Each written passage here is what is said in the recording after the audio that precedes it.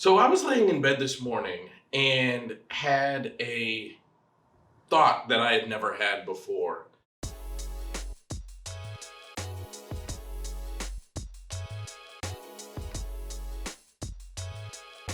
I woke up just like everybody else and I turned on the television and I discovered there's been yet another mass shooting in America, the second one within a week, the uncountable one within the past few years. Like, this is a problem that we've had for a long time in America, but it absolutely seems like it's getting much, much worse.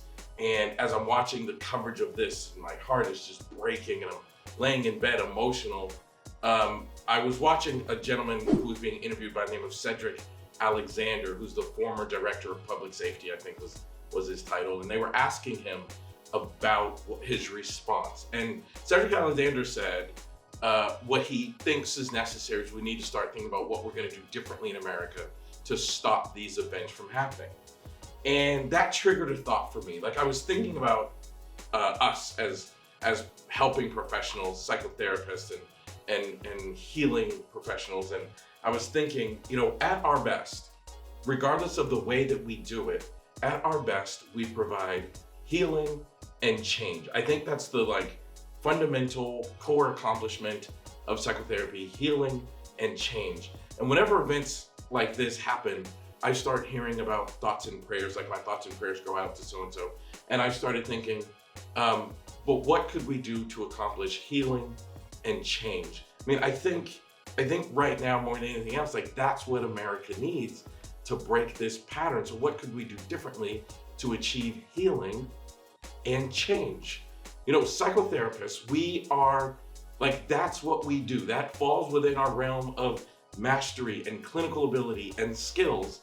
And I think maybe instead of thinking of America as this political entity, maybe we should start thinking about America as a client, right? When clients come into our office, the number one thing that drives people into therapy is they experience the same problem over and over and over again and discover they have a challenge of removing that problem.